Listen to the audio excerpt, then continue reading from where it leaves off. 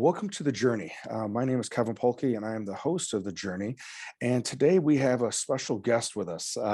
We have Ava Bushberger with us, and this is a young lady that I met, I want to say, 3 or 4 months ago, I think we met.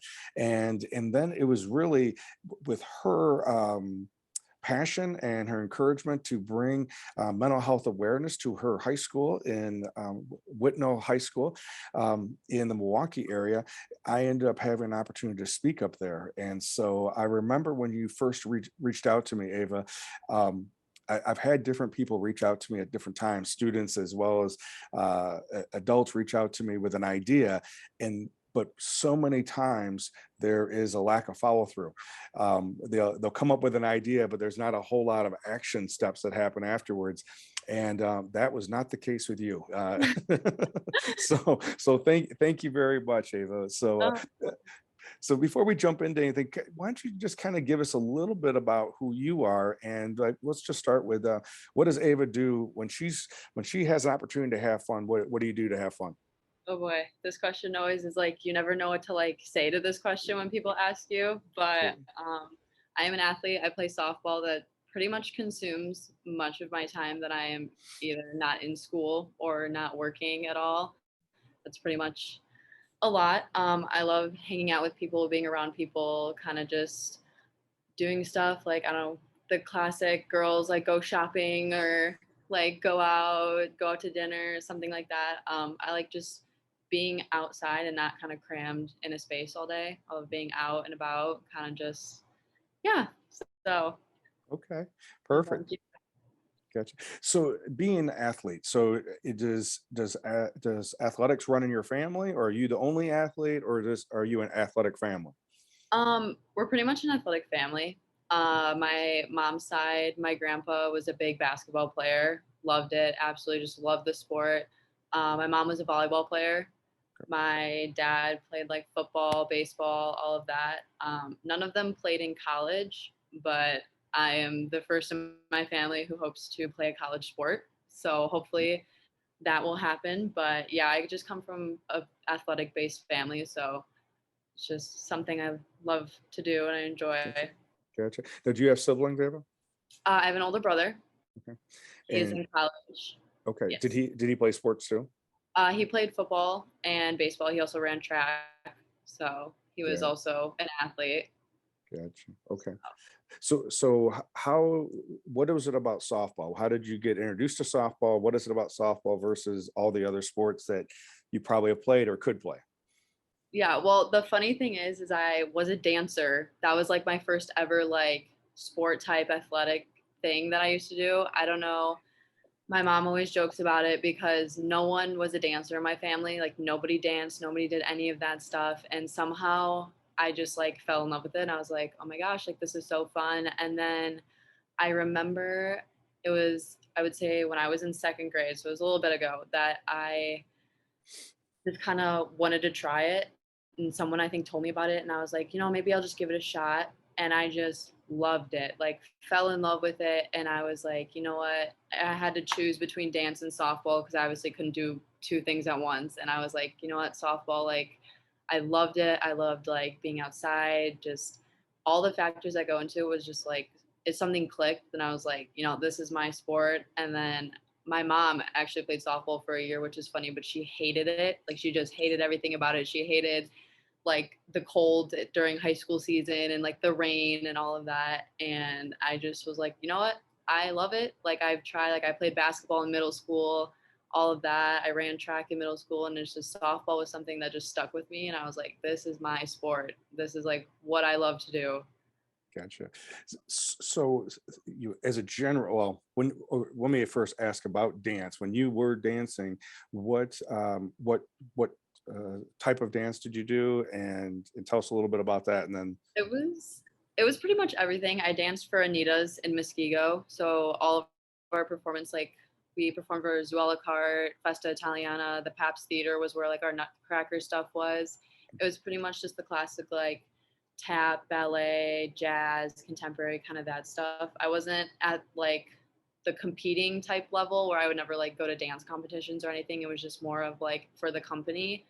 Um, but I don't know how I even got into it. I guess I really enjoyed it because like the emotional piece of it, it was very like I love to show like emotion through things and just kind of like take into how I'm feeling. And I think I danced for about 6 years, and then I just was like, oh, it's time for me to move on. I will admit, I do miss dance to this day. I just feel like I always had like a connection to it just because that was like the first thing I ever did, like athletic wise.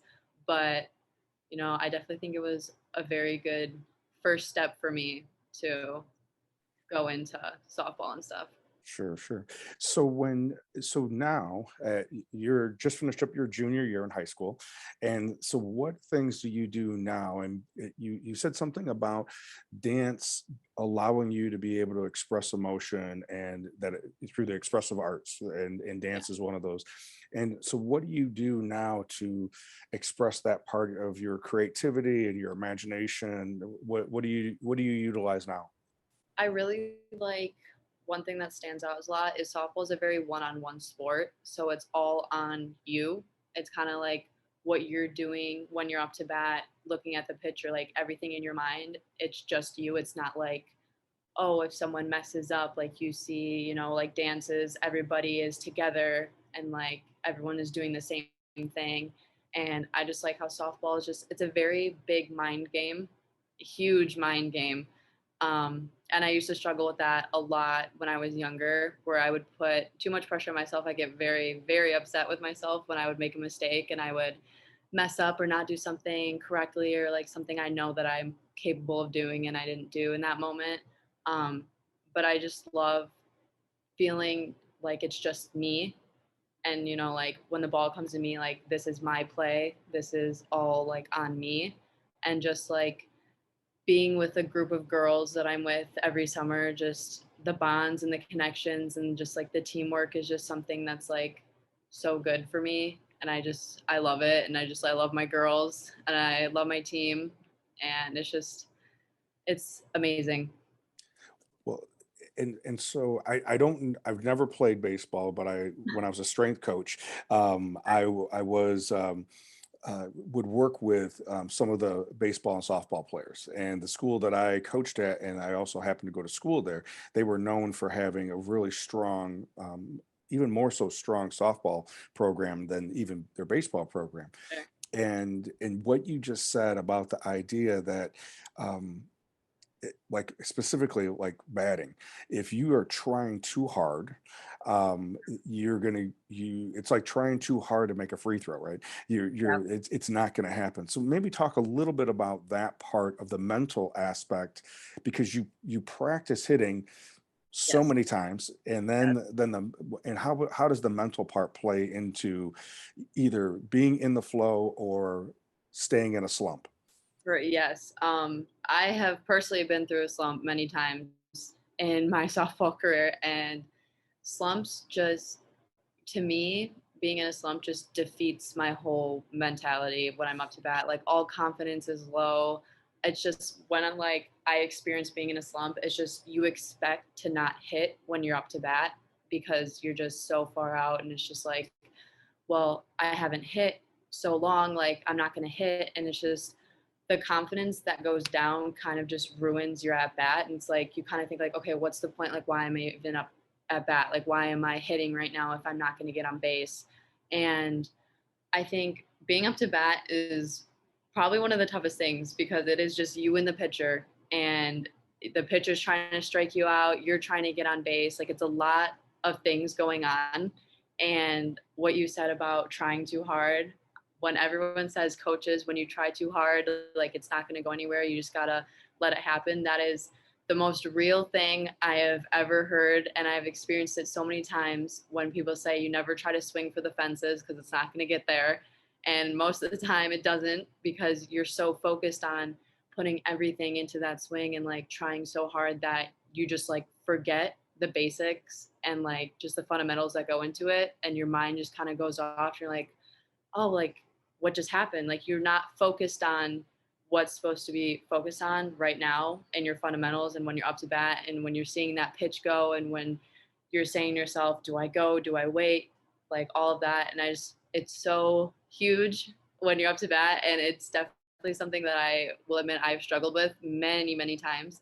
But it's definitely keeping to yourself and just saying to yourself, like, do what you know you're gonna do. Like, do what you know. Don't try to, show off or be something special or just try to like swing for the fences or be a home run hitter. It's just you control yourself and you kind of do what you know you can do. And then that's when greater outputs kind of come out. So, Sure, sure.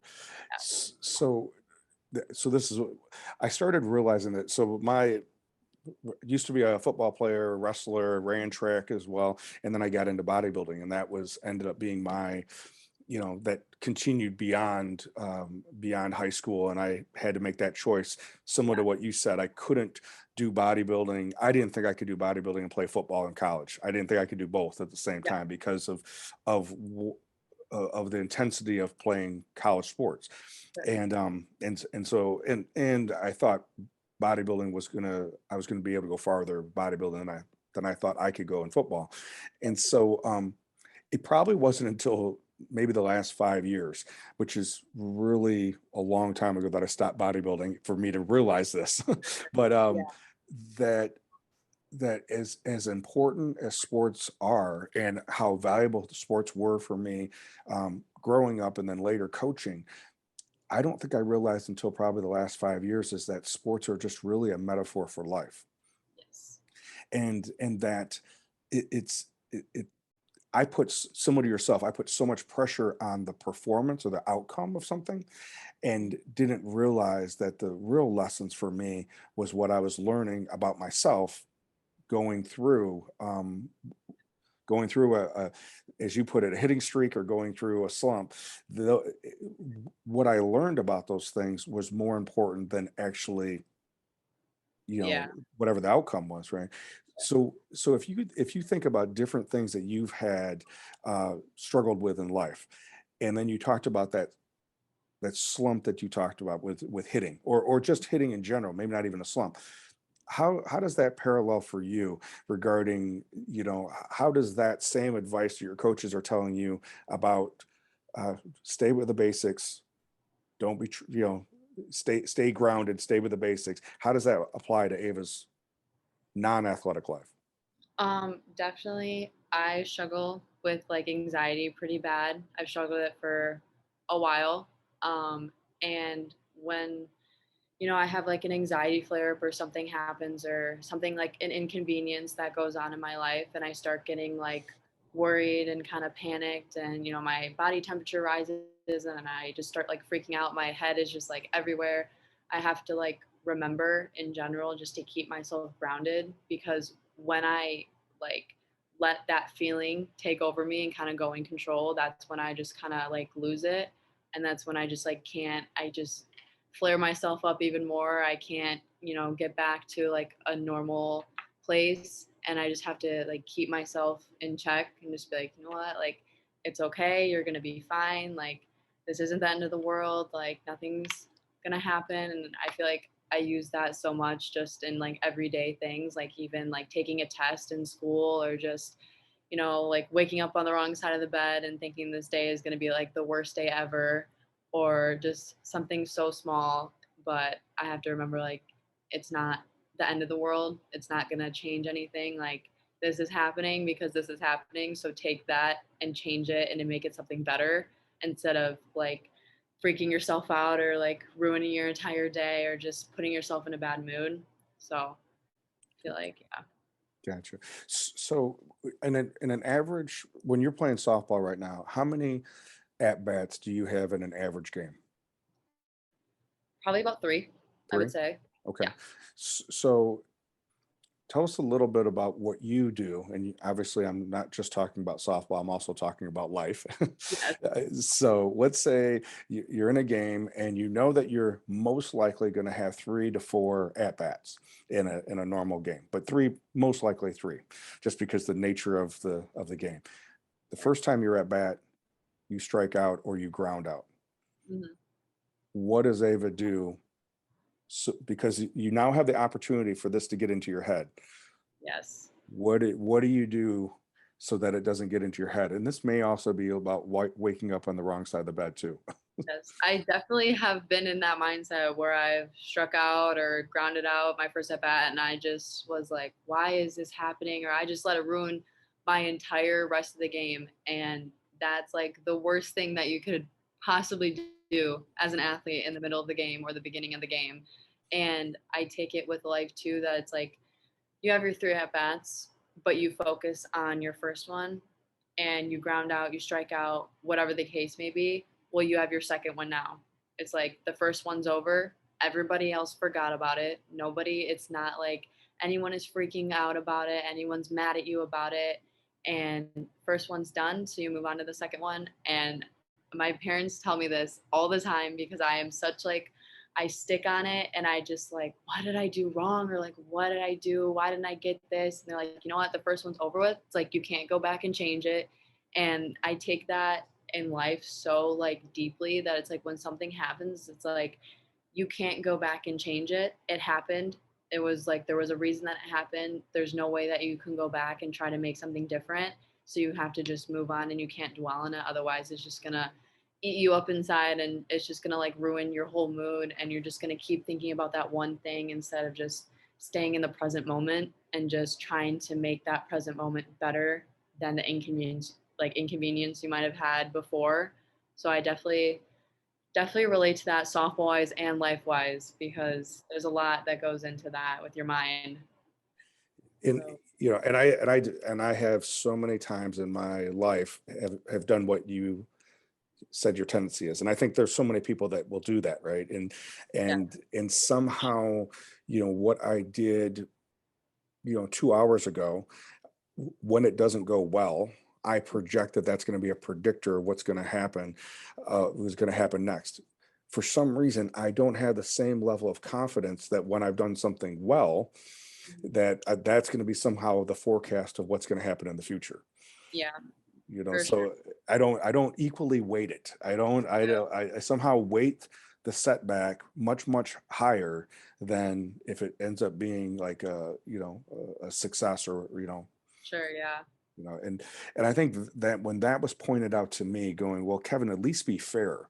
At least be fair with yourself, that if this is such a great predictor of what's going to happen in the future, wouldn't it be also a predictor if you did something well? And I was like, no, I don't think so. But We're just um so focused on like the negatives when the negative happens, and you're just like, when something inconvenient or like a negative thing happens, it's just like when you said that's so much higher, it's like that's what you think the rest of your day is gonna be like. When it's like, I take it as like the days where it's like, oh, can my day get any worse? And it's just like when everyone says that, and I say it all the time too, where it's like something happens and then something other bad happens, and then like it just keeps going and it's like a domino effect. But like when something good happens, we don't really like think about it as much as just like the bad things. So I feel like, and I admit, I focus on like the negative sometimes, like way too much, and I dwell on it, and it's not good. It is not good. so I have listened to a lot of good athletes. I remember, like, for me, when I was training for the Teenage Mr. USA, I remember being, because of the circumstances, there was a handful of different things that played into it, but I remember that 12 weeks preparation for that. And then even the drive down to Baton Rouge, there was this, it felt like, looking back on it now, felt like I was in some type of flow, that there Yeah. was just a flow. And I went down there. I had very much, uh, I talk about this story about a strawberry story that I had, woke up in the middle of the night. you know I was on a pretty rigid diet, which is what we always do. And I woke up in the middle of the night, and for some reason I went to the refrigerator, even though I knew I couldn't eat anything, but I still went to the refrigerator anyways. And I open up the refrigerator, and there's this huge cauldron of strawberries, fresh strawberries. And strawberries in themselves, right? Like a whole cup of strawberries is like less than 40 calories, right? So there's zero, barely any calories at all in it. And I started in my mind trying to figure out how I could eat one of those strawberries, and then my parents wouldn't know that I'd taken one of the strawberries, as if they cared. Um, as I'm going back and forth with this in the illumination of the refrigerator light and the darkness of the kitchen, Sure. it dawned on me that if I eat one of these strawberries, that meant that I would cheat on my diet. And if I cheated on my diet, that would be the reason why I would have a bad performance at the nationals. Sure. So of course I slammed the door and went downstairs and probably pouted or whatever I was doing. But I I knew that that decision of cheating on my diet and letting myself down would be the reason that if it didn't go well, that would be the thing that I would hang on to. And then Sure. Yeah. it would be based upon my regret, not Mhm. necessarily based upon, because I didn't give 100%. Now, for whatever reason, that clicked with me later on, is that I knew going down there that I'd given my 100%. I had no idea who I was going to face when I got down there. Sure. Now, in my story, it ended up working out that I ended up winning my class and winning the overall. So it sounds like, well, that's the formula that always works. The reality is that that was the last. I won a show a week, 2 weeks later, but after that, I'd never won an overall show again. I still use the same formula though Mhm. throughout every competition, that I can only control my amount of effort. Yeah. And sometimes it's also about not holding the bat too firmly. Yes. It's about not trying too hard, just 100%. Yes. All So along. so when you think about, for you, maybe have some characteristics of an overachiever, maybe. What what what does trying too hard for Ava mean? I feel like it's not, when I go back to talking about being grounded, it's like I don't just focus on what's happening right now in the present. I'm just like swinging for the fences or just like overdoing what, like, I know it's like, hey, that's not really like an Ava thing to do. Like, why you don't need to try so hard that it's like you're out of what your like comfort is, of like out of what you normally do. And I definitely have noticed like I've done that before, or when I've kind of like made a mistake that I think the rest of my plays aren't going to go well, or like the rest of my at bats aren't going to go well. And it kind of just defeats my confidence in the field, whether it's on the outfield, up bat, like anywhere. And I definitely have a struggle with that. And I definitely will admit that that happens quite a lot. And I've definitely worked on that since I was younger, but it's still like a thing where you tell yourself you want to, be the best, and you know what you're capable of and what you can do like as yourself. But it's sometimes the fact that like if you make a mistake, other people don't know fully what you're capable of. And I feel like it's definitely a huge like mind swing when you're like, well, I could have done that. Like if it would have been this, if the ball would have been 2 inches to the right, or a little bit higher, a little bit lower, or the runner wasn't running as fast. And I definitely feel like it definitely can defeat confidence. It definitely can swing your mind around. There's definitely a lot that goes into that. And I definitely have struggled with it. And I definitely struggle with that just in life in general. There's definitely factors that go into that. And I feel like you just need to kind of stick to yourself. Otherwise, your mind is going to go a million different directions, and you're just going to kind of freak out and not let you be you and just do what you know you're capable of. And I feel like that's definitely like something that a lot of like athletes struggle with, is just the pressure of like making a mistake, because you know that you could have done better, or you could have gotten that if it wasn't in that very moment. I definitely feel like that's something that I know I do, and I know a lot of my other girls who are athletes and other guys who are athletes that struggle with a lot. So, So I'm gonna go. I'm a question for you. I know you were younger when you were dancing, and you would dance with the company, and when you think back about that experience, how would you rate yourself as a dancer, even though you were young? How would you rate yourself as a dancer? I definitely would think that a factor is like I still have this to this day that like I want to be the best, and it's like I want to be like that person that everyone's like, "Oh my gosh," or "Look at her." And I definitely noticed that, and I tell myself this, that there is always going to be someone who is going to be better than you. There's always someone who's going to be on top of you, always someone that's going to be, reigning over you, this and that. And I definitely like didn't really understand that until I got a little bit older, and I realized that it's like you can work as hard as you can, but you have to work for yourself. You can't just work to try and improve to other people, because there's always someone that's going to be a little bit stronger or a little bit faster, or whatever the case may be. But you have to just, if you want something, you have to do it for you, and you have to be the best for you and what other people see, than just trying to be like the best overall, because there's always going to be someone that's going to be above you. And I definitely feel like I learned that as I got older from from me dancing. I definitely was at an age where I don't really think I understood kind of just the mind that goes into it, and kind of just the things that, like the fundamentals that you might think of training a certain way or doing this. But I definitely understood as I started playing softball and got really into the like one-on-one piece of the game, and really just like I tell myself that I want to be like the best athlete or the best, but it's like you have to do it for yourself, because if you don't do it for yourself, no one's going to notice. It's just going to be like, oh, you say, oh, I want to be the best athlete or I want to do this, but you have to perform the actions in order to get there. Otherwise, it's just the words that are going to come out of your mouth, but it's not going to show for your inner self that you're working for it. So, Sure. No, I understand that completely. And I've seen that with other athletes that I've coached over time and counseled over time that there are some people that will say that, but they don't ever really put themselves in a position to perform.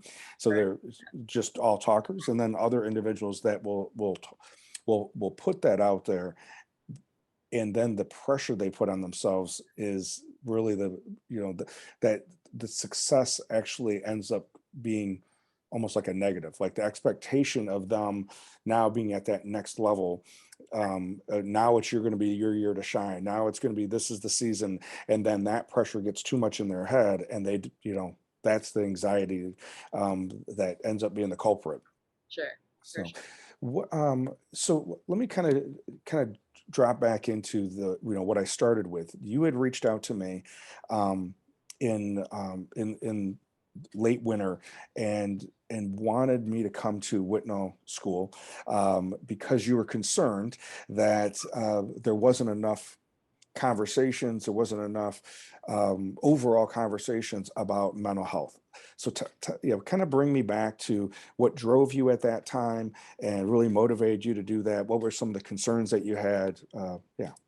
Yeah, we had a little bit, we had an incident that happened at our school, and it really made me realize that nobody talks about the factors of mental health as much as I feel like it should be talked about, because everyone knows, like, the basic, like people talk about anxiety or depression or this, but as someone who's struggled for like with mental health for years, I finally like realized that I know a lot of other people that are my age, that are younger, that are older, that struggle with it, but don't know what to do about it. And I was lucky enough, like I found, Heidi, my therapist, and my resources that I use, that if I might have like an anxiety flare up or a depression episode, or, something with the factors of mental health that might happen. And I definitely think that the fact that our school didn't really discuss anything and just would tell us that,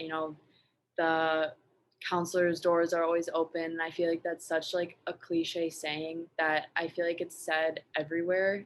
And I feel like not a lot of people, and as someone who has this, I hate asking for help. I hate opening up because I'm afraid of judgment, or I just don't like the feeling of talking about it, of something that I'm personally struggling with. And I know that a lot of people, you know, struggle with the same things. Some might be more extreme, some might just be, I'm getting anxious and I don't really know what to do about it. And I feel like a lot of people get deeper into like a worse mindset because nobody knows about it and they're trying to fight it themselves. And I definitely have struggled with that. I've definitely, been the type person like, I got it. I can just do it by myself. Like, I don't need help. Like, I'll figure it out. And when I tell you that you can't do that because your mind is such a powerful thing and you cannot keep it to yourself and you can't just try to fight it on your own because it's going to make you get into a deeper hole. And you know a lot of people don't like to talk to people, and as someone, like, I completely understand that. I hate opening up to people. I'm not a very like, oh, these are my problems type of person, but having someone that I know that I can always go to without having other people know what I'm speaking of, and just letting it out. Because when you're so built up with stress and anxiety and just whatever might be happening and you just let it out, it is just such a weight off your shoulders. As much as the person doesn't even have to respond or talk back, but the fact that someone's listening and the fact that someone understands is such a much better thing than trying to just figure it out on your own, because there's just some things that you can't figure out. And I definitely, my first time I've struggled with anxiety was I was about 13. So it was about like 4 years ago. And looking back at it now, I never understood how serious mental health was. And I, it was bad. Like, I didn't really know what was going on, and I thought that something was wrong with me because I've never like had an anxiety flare before, like a depressive episode, and I kind of was just like, what is going on? Like, why am I like this? What is wrong with me? And I know a lot of people feel like that, like, what is wrong? Like, why is this happening to me? And it's honestly, I look and it's nothing to be ashamed of because so many people deal with it, and so many people deal with it now at such a young age. And I know when I was 13 and I had everything going on, that I just like refused to get help. I just hated it. I was like so over it. I was such in a bad, like, depressive state. And then I was diagnosed with emetophobia, which is the fear of throwing up and like other people throwing up. And that just, I was out of school for like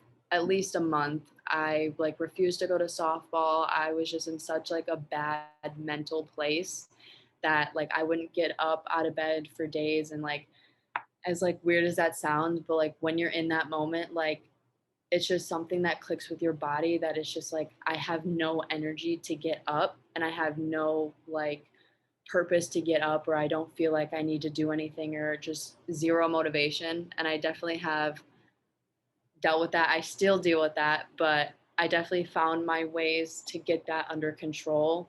Um, and I definitely think this year was probably another hard year of mine for some mental health stuff, just because junior year in school and like all of the factors that go into, high school and everything like that, where I definitely feel like I kind of lost myself a little bit. I definitely compared myself to others a lot, whether like body image stuff. And that's when I started restricting food, which I look back and it's just the things that we can put ourselves through, like we can't even imagine until we're in that place where we do it. And I would just remember, like, I would enjoy so much the feeling, like the hungry feeling in your stomach, and that would click in my mind that I would say, well, my body wants food, and if I'm not giving it food, that means I'm losing weight, or that means something's getting smaller, that means something's changing.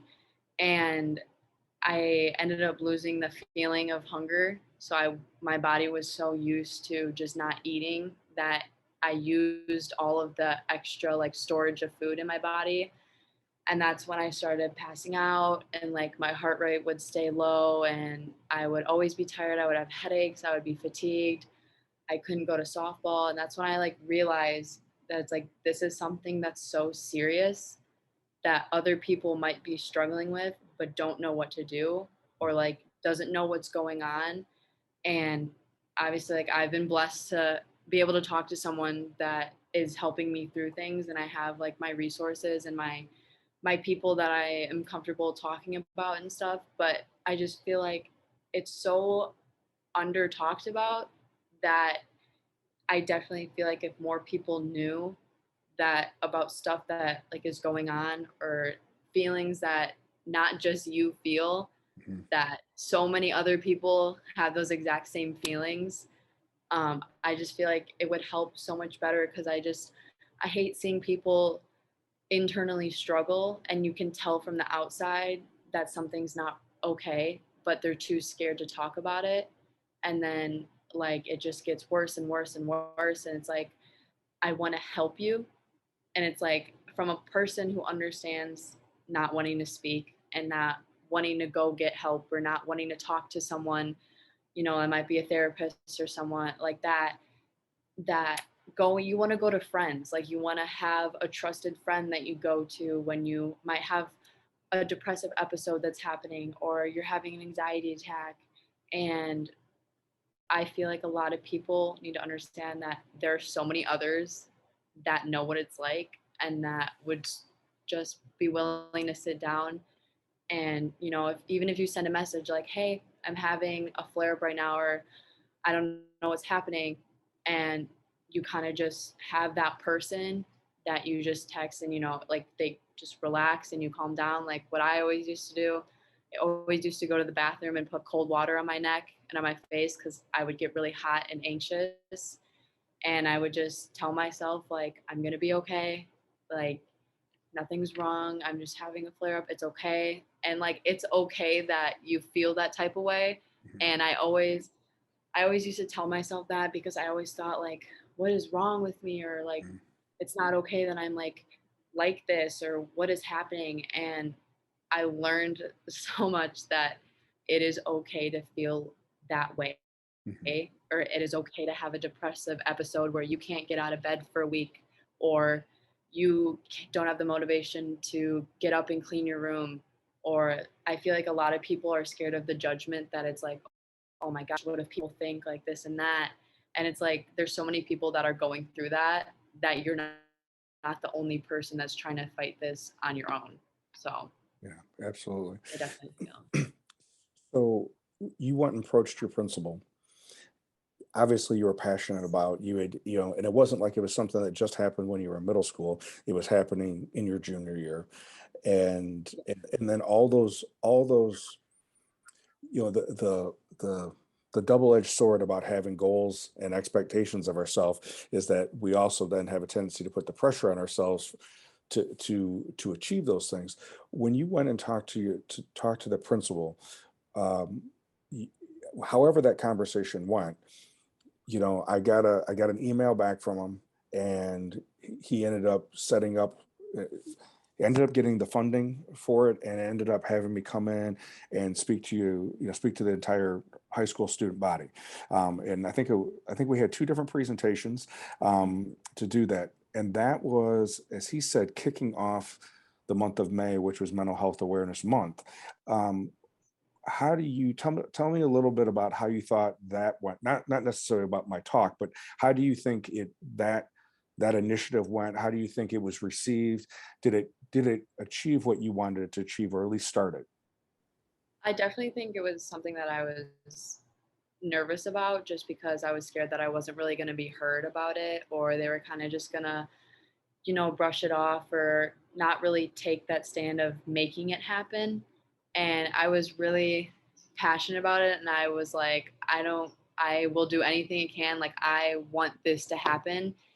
And I definitely think that just hearing it as like a student body from someone like you, and just like, even if they don't struggle with mental health or they didn't take anything from that or whatever the case may be, that they at least heard, and they know that if someone comes up to them in like desperate need of help, or someone feels like there's no other way to do it or get help or no one to talk to, that you showed us ways to help someone.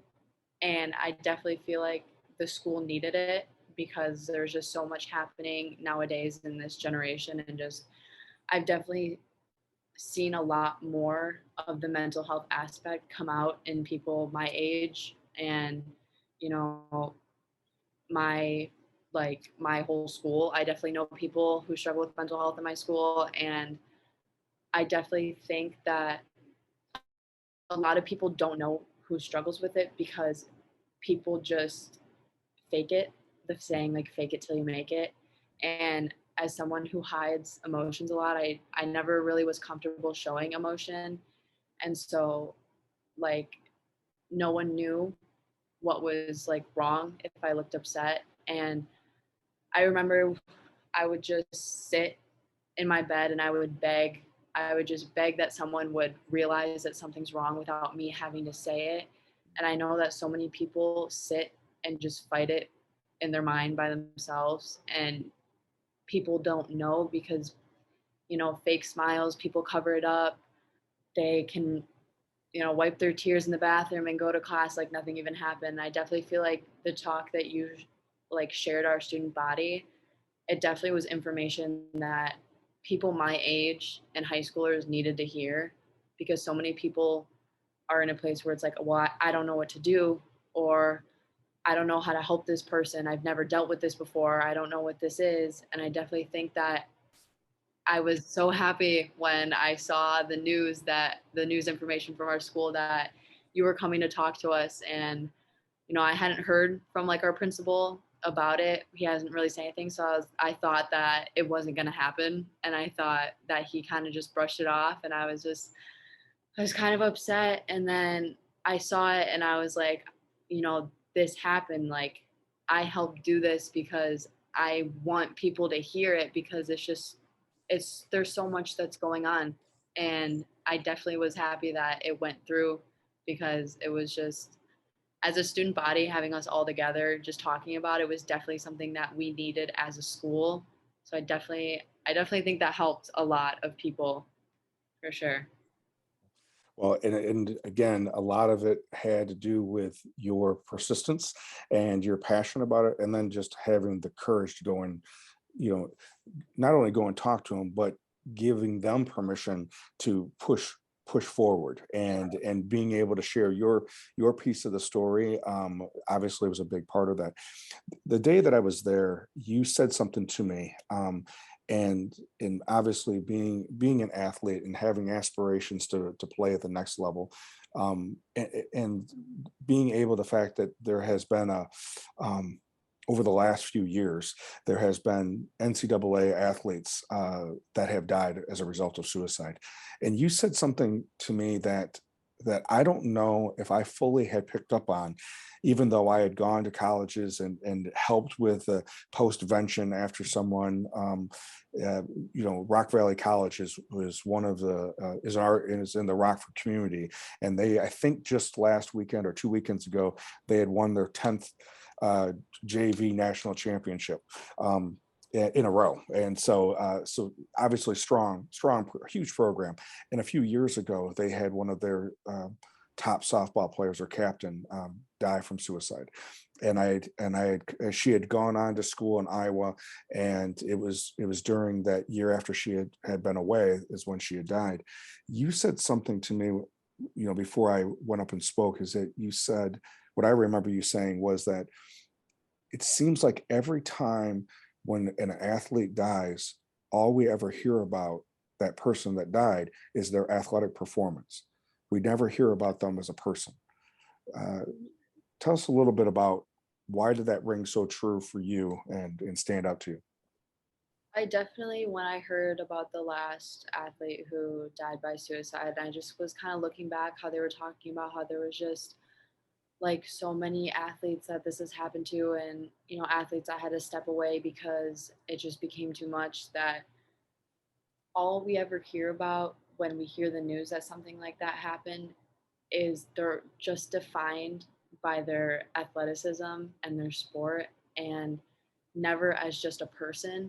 And I feel like people don't really understand what playing a sport at a college level is like, and the amount of pressure that you have on yourself if you're at a big time school and you're at a D1 college, and everyone is watching you, you're on TV, everybody's rooting for you.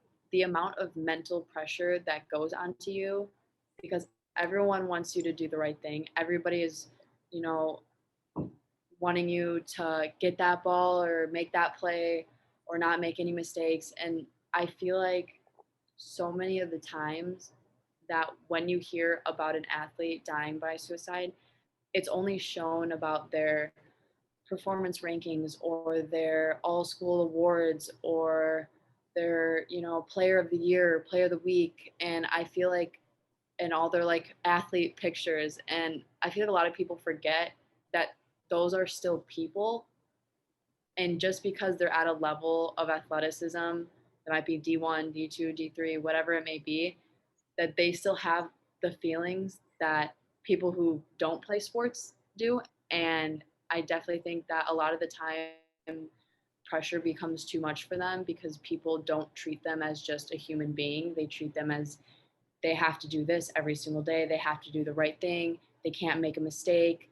They, whatever it might be. And I just feel like as someone who wants to play sports in college and wants to play softball in college, I don't want to be like defined as just an athlete. I wanted to be defined as a human because I feel like, defining someone as an athlete and being that athlete that's being defined just really takes a toll on yourself, and it really can bring you down because you feel like, well, the only reason why people know me is because I'm an athlete.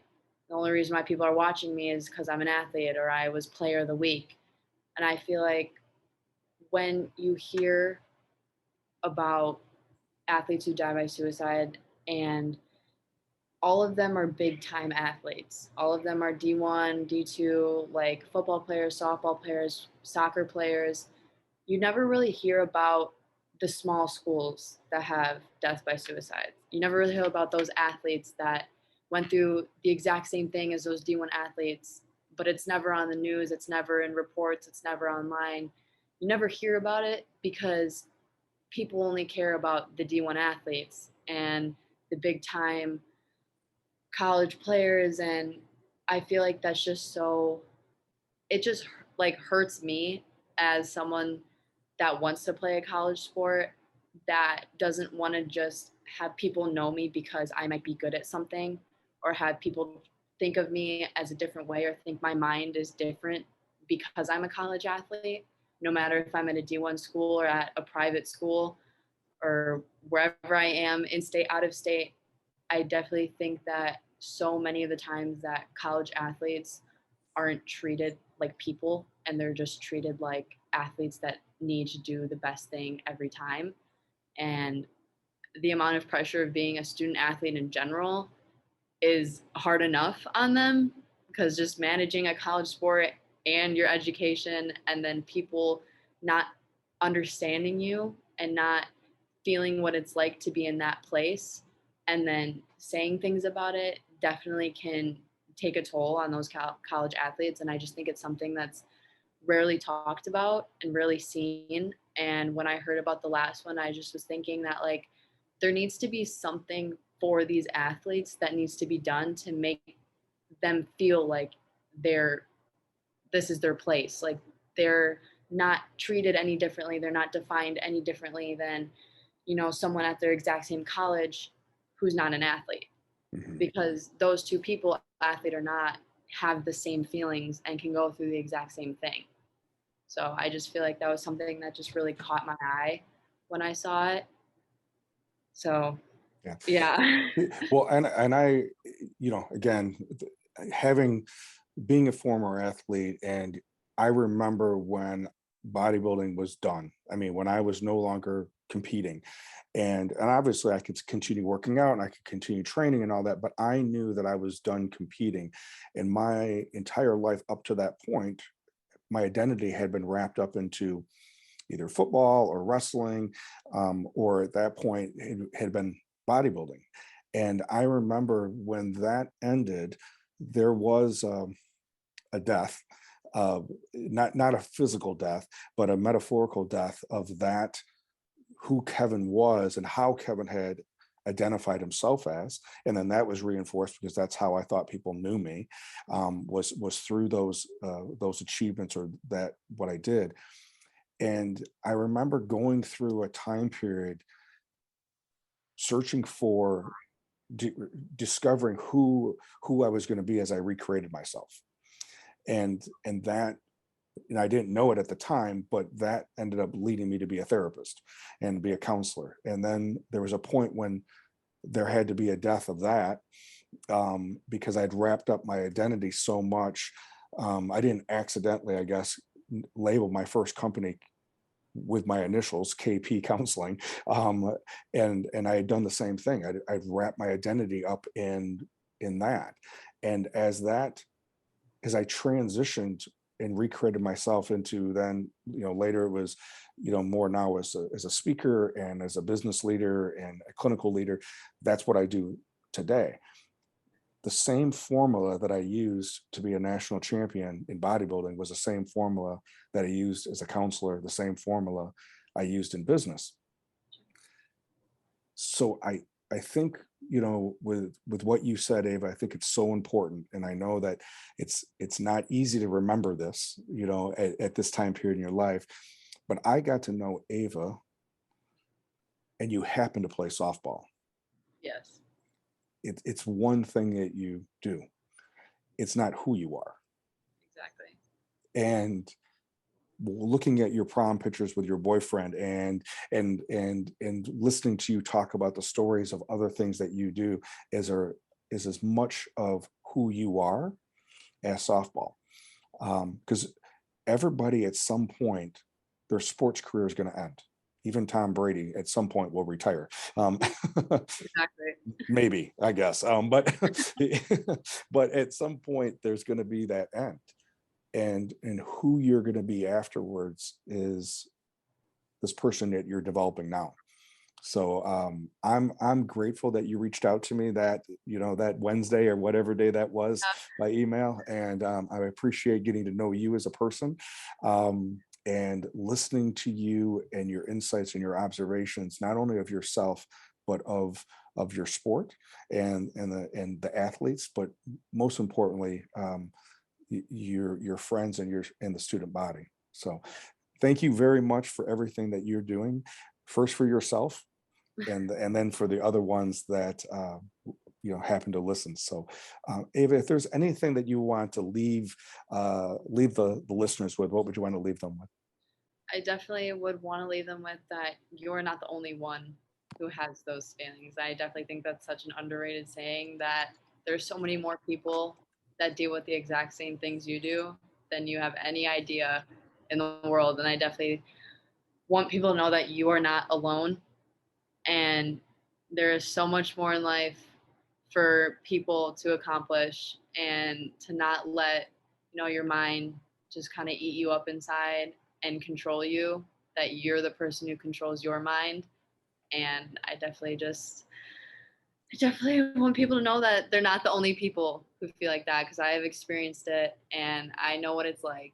And I just hope that people find their person or their group, and always have their safe space. So Perfect. Well, Ava, thank you very much for being with us. And then as time goes on, I'm gonna definitely send you a ticket to come to, as our guest, to come to our banquet that we're gonna have in September, and so that you can experience our fundraiser that we do as well. So yeah, thank again. you. So again, thank you for being with us, and for all of you listening. I think Ava said it in her words, but this idea that it's okay to not be okay, and to be able to, if you're not feeling right, there's something going on. It's really, really important to make sure that you find somebody and be persistent to let people know where you're at and how you're feeling. Yes, it may take a little bit of effort, and we would like it to be easier, as Ava said, that they would just be able to see this is going on and then pull it out of us. But we have to take that effort to find someone to share, and there is a lot of people out there that are willing to help. So again, thank you for being with us today, and I look forward to being with you next week.